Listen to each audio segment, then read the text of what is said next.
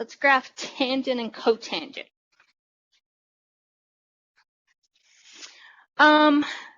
In terms of sine and cosine, you could write tangent x as sine x over cosine x.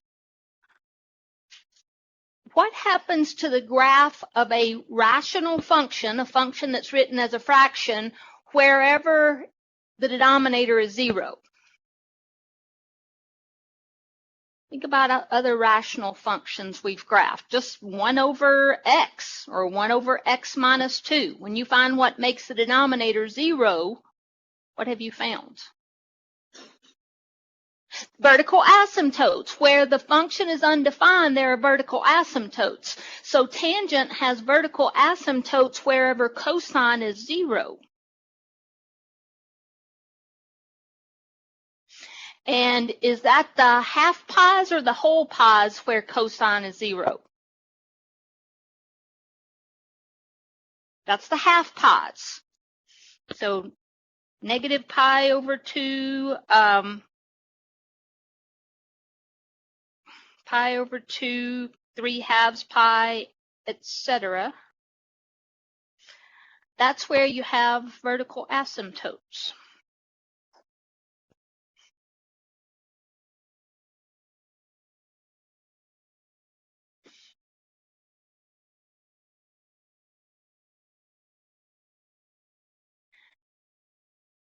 And how do you find the x-intercepts of a graph?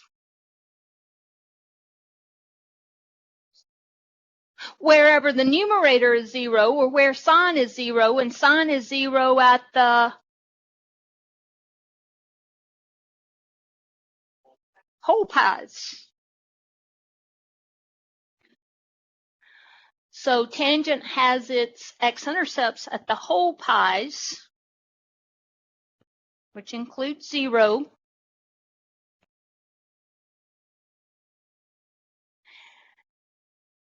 And instead of looking at the big XY chart that I copied over there on the right, think about where negative 3/2 pi to negative pi is in terms of the unit circle. What quadrant is from negative 3/2 pi to negative pi on the unit circle? Let's see. This would be negative 1/2, negative 2/2, negative 3/2 is right here to negative, what did I say? Negative 3/2 to negative pi would be here to here. That second quadrant. Is tangent positive or negative in the second quadrant? It's negative. The x's are negative, the y's are positive. Positive divided by a negative is a negative. So in this third quadrant,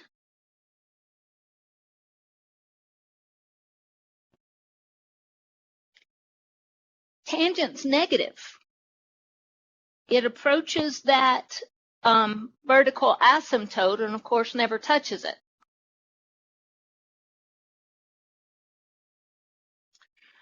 What about from negative pi to negative pi over 2? What quadrant is that on the unit circle?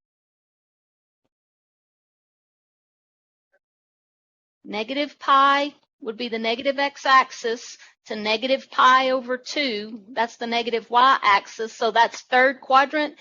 And what is the sign of tangent in the third quadrant? A negative divided by a negative is a positive. So this quadrant 3, no, quadrant, what just bugged me? I wrote the wrong thing here. Yeah, the first one was quadrant 2. Make sure you fix that in your notes. And this is quadrant 3, where tangent is positive. So the graph is going to be above the x-axis and approaching that vertical asymptote. What does tangent very closely resemble between its vertical asymptotes? What other function looks like that? It looks like x cubed between its vertical asymptotes. All you have to do to graph tangent is think of it as sine over cosine. Know that it's going to have its vertical asymptotes wherever cosine is 0, and that's the half pies. Its x-intercepts at whole pies, and then looks like x cubed between its vertical asymptotes. So that pattern would repeat from negative pi over 2 to positive pi over 2, and from pi over 2 to 3/2 pi. What do you think the period of tangent is? How big of an interval does it take for tangent to do its whole thing? What's the distance from negative pi over 2 to positive pi over 2? 1 pi. So the period of tangent is pi units. The period for sine and cosine, the periods were 2 pi, but for tangent, the period's just pi. And if we were going to use just one period of that function, if you said, let's restrict the domain of tangent so that we can talk about inverse tangent, let's find one piece of the graph over which the function is 1 to 1, I think all of us would probably agree that negative pi over 2 to positive pi over 2 would be a reasonable chunk of that graph to use. That includes the origin. And that's why when we talked about inverse tangent, we said inverse tangent button on your calculator always returns a value between negative pi over 2 and positive pi over 2. It's one chunk of that graph that's 1 to 1. All right, what about cotangent? If cotangent is cosine over sine, where does it have its vertical asymptotes? The whole pies. And where does it have its x-intercepts? The half pies. So let's go ahead and put in some vertical asymptotes at the whole pies. The y-axis is one of the whole pies. It's just hard to put a dashed line on top of a solid line.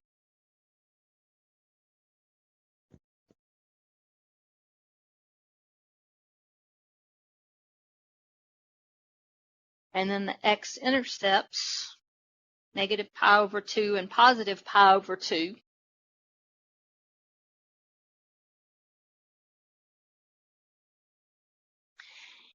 What quadrant is 0 to pi over 2 on the unit circle? 0 to pi over 2. That's the first quadrant. So this first quadrant is cotangent positive or negative? Yeah, everything's positive in the first quadrant. So in other words, the graph is above the x-axis and approaching that x-intercept, or excuse me, approaching that vertical asymptote. What about pi over 2 to pi? What quadrant is that? Pi over 2 is the positive y-axis, to pi is the negative x-axis. That's the second quadrant. And in quadrant 2 is cotangent positive or negative?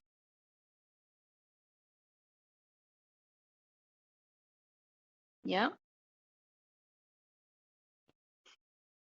So the graph is below the x-axis and approaching that vertical asymptote. What does cotangent look like for one period of its graph? Looks like negative x cubed. All right, and that just repeats over and over for as many periods as you want to draw.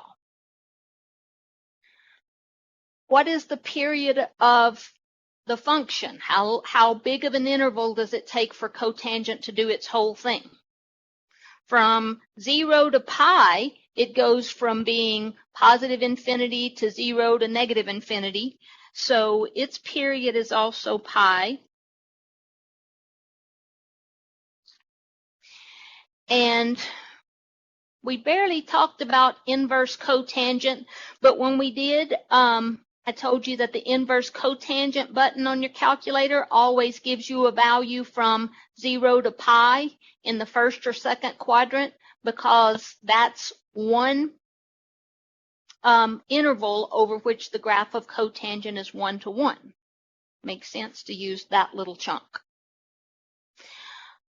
All right, so let's graph some tangent and cotangent functions that have been shifted and reflected and compressed and depressed. 5.6, page 391. First one I have circled is actually number 20. I don't know. Let's do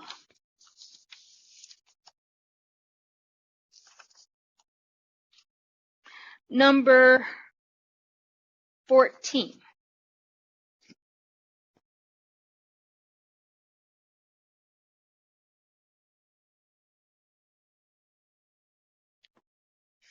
Y equals tangent pi over 3x.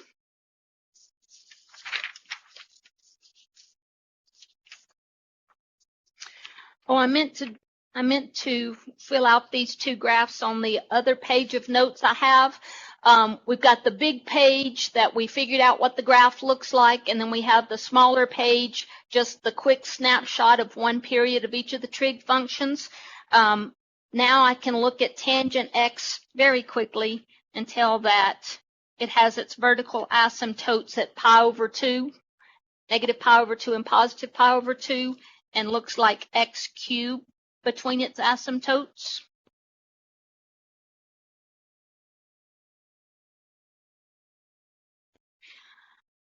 So to find one period of a tangent function that's been shifted, I'll take its argument and set it between one pair of vertical asymptotes. I'll set it between negative pi over 2 and positive pi over 2 instead of 0 to 2 pi like I did for cosine and sine.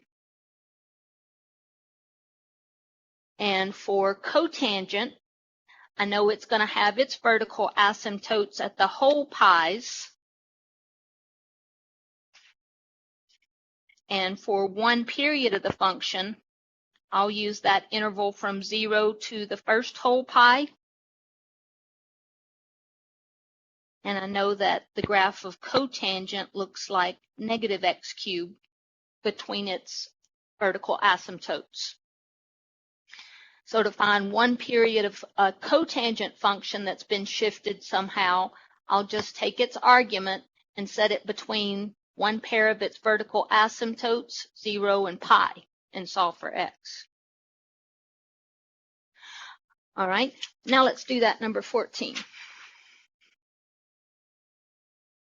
Does it make sense to talk about the amplitude of the graph of tangent or cotangent? Amplitude is height above or below the x-axis, and tangent and cotangent go from negative infinity to positive infinity. So it doesn't even make sense to talk about amplitude of tangent and cotangent.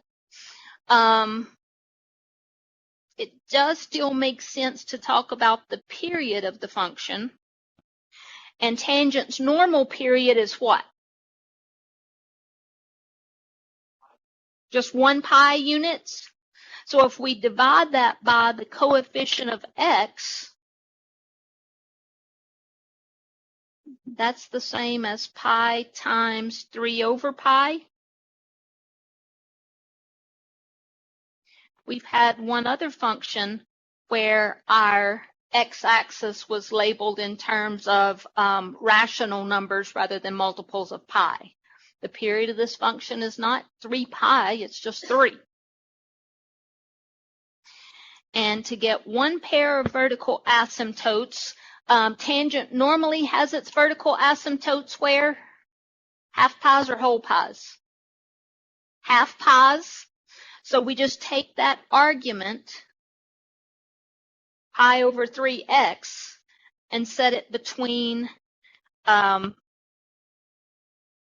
negative pi over 2 and positive pi over 2, which is the restricted domain that we'll use for one period of tangent.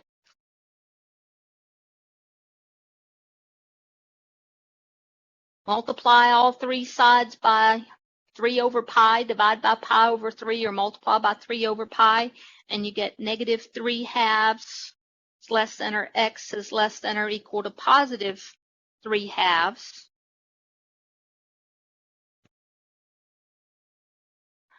And what's that distance from negative 3 halves to positive 3 halves? There's no pi's. It's 3, because from negative 3 halves to 0 is 3 halves, and then another 3 halves is 6 halves, and 6 halves is just 3. So that matches what I thought the period was going to be. A pair of vertical asymptotes are going to be x equals negative 3 halves and x equals positive 3 halves. So you can make those tick marks count by whatever you want as long as you label them. I'll make my tick marks just be 1.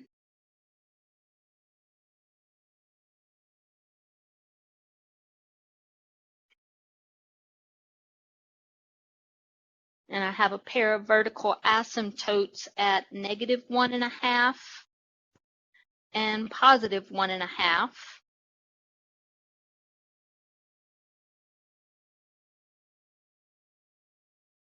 Tangent has its x-intercept exactly halfway between these two vertical asymptotes, which would be at 0.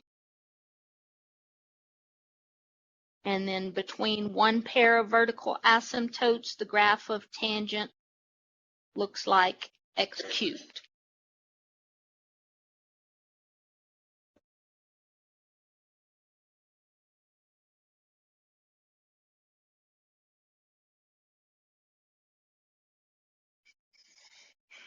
Any questions about that?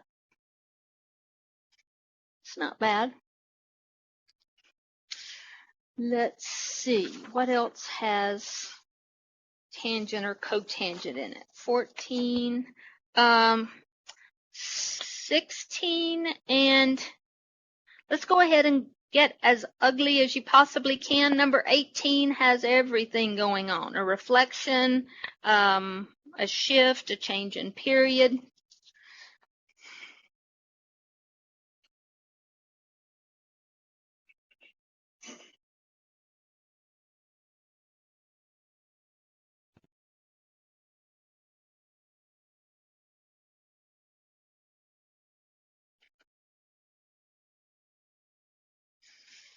The only thing not done to that function is a vertical shift.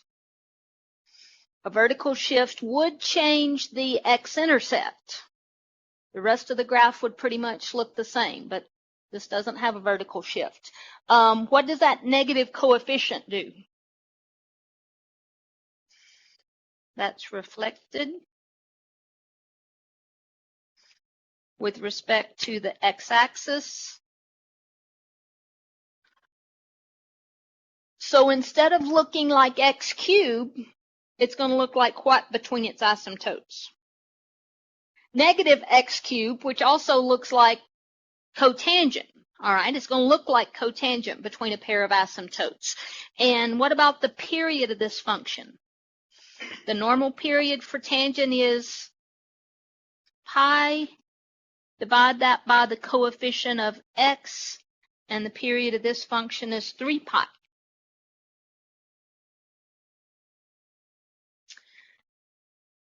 A pair of vertical asymptotes, does tangent have its vertical asymptotes at whole pies or half pies? At half pies. So let's set that argument between our negative pi over 2 and positive pi over 2.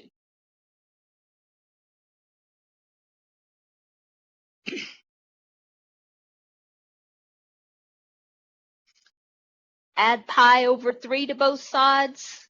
That would be 2/6 minus 3/6 is negative 1/6.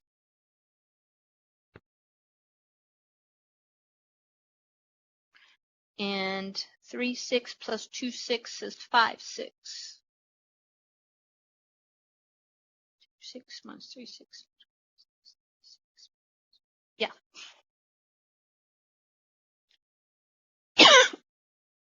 Multiply all three sides by 3.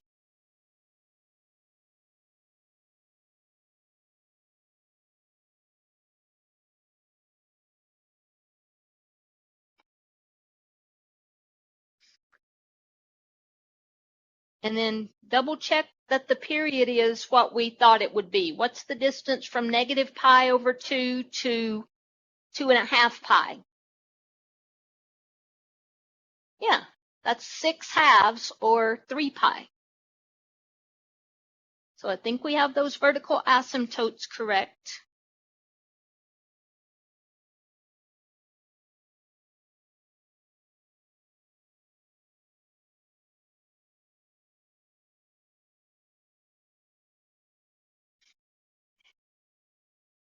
Negative pi over 2 and 5 halves pi.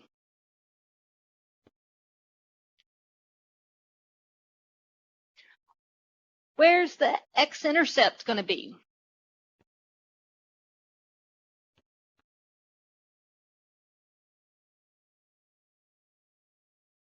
Halfway between negative pi over 2 and 5 halves pi.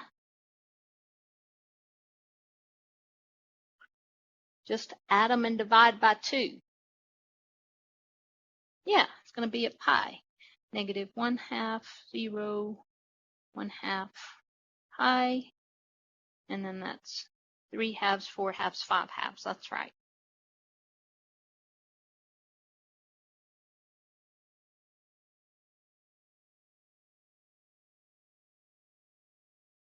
And because of the reflection, this graph is going to look like negative x cubed or cotangent instead of tangent.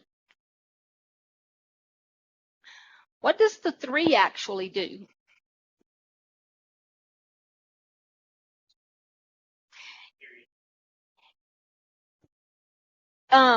No, this 3, Nick, doesn't change the period. Think about x squared and 3x squared. 3x squared just gets big faster than x squared, so it's a more narrow parabola. This is a more narrow tangent, but you can't really tell that unless you're graphing regular tangent right on top of that. Can't tell.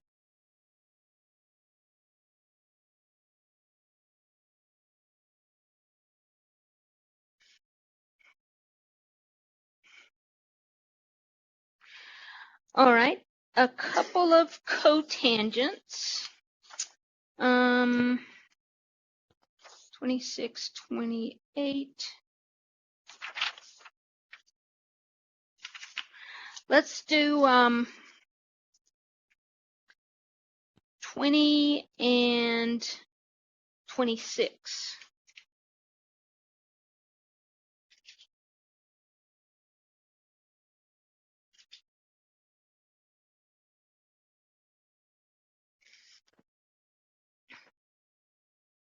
'20 is pretty easy. It doesn't have anything going on except for a horizontal shift. To what direction?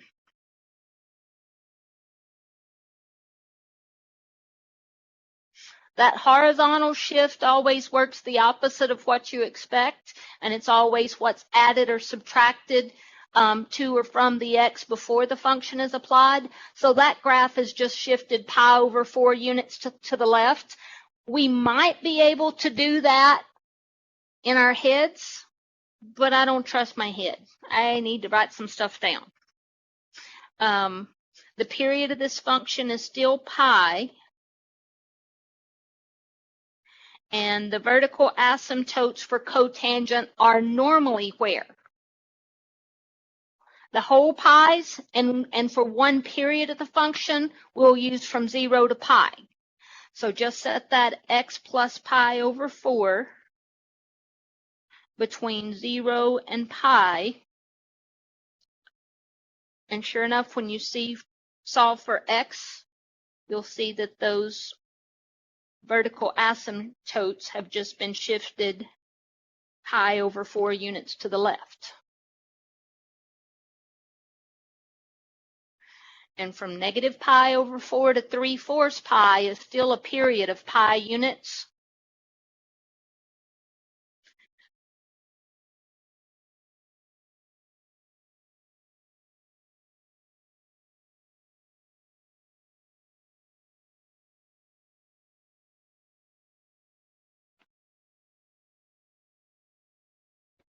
We have those vertical asymptotes at negative pi over 4 and 3/4 pi.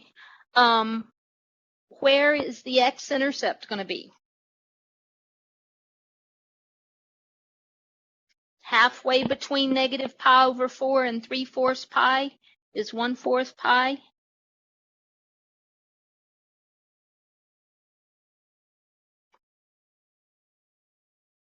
And in one period of its function, cotangent looks like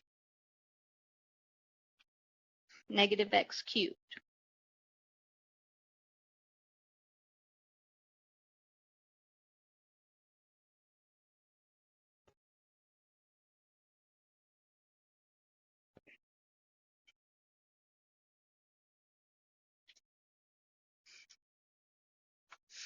All right, last one. 28 has everything but a reflection.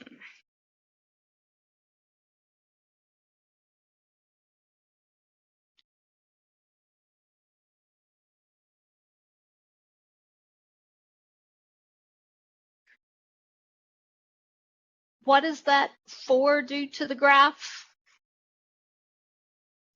It's hard to say what it does. The y's get big faster, so it's more narrow. It approaches the vertical asymptotes more quickly, but it really doesn't affect the period of the function, and it doesn't even make sense to talk about the amplitude of the function. So basically, don't worry about the 4. The period of this graph, how do you find it? Normal period of cotangent is pi. Divide that by the coefficient of x, and you have the period of this function is 3 pi.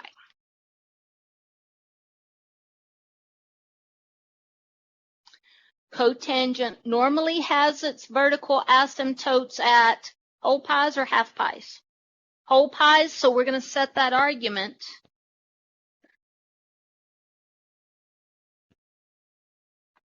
between 0 and pi.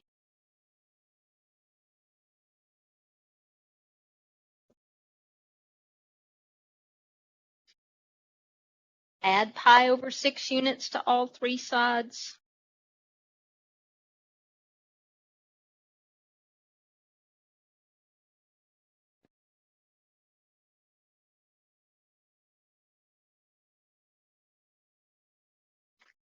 And multiply all 3 sides by 3.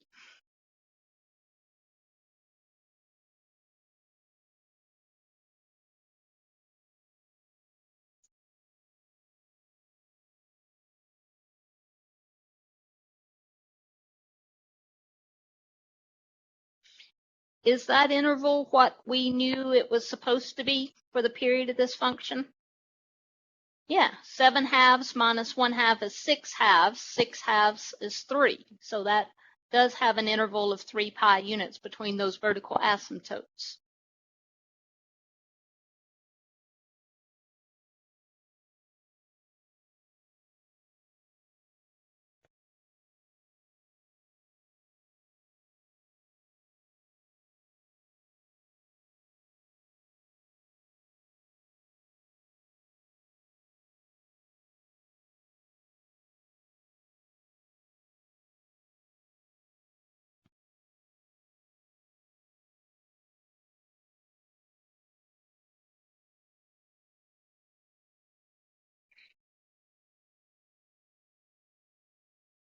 Where's the x-intercept?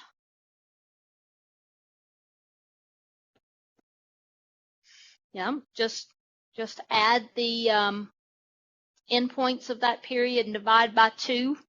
When you add them, you would get 8/2 or 4 pi. 4 pi divided by 2 is 2 pi. So pi over 2, the 2 pi is right here.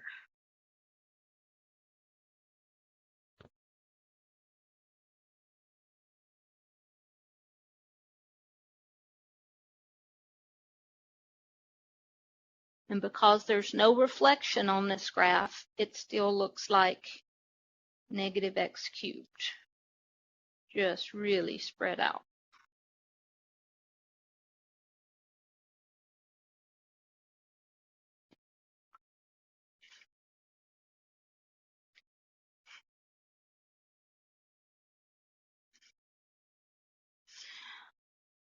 All right. Any questions?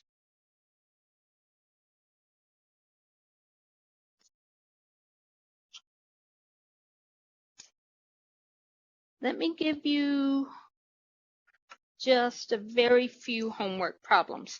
9 looks good, 15, 17, 19, 25, and 27. Six graphs.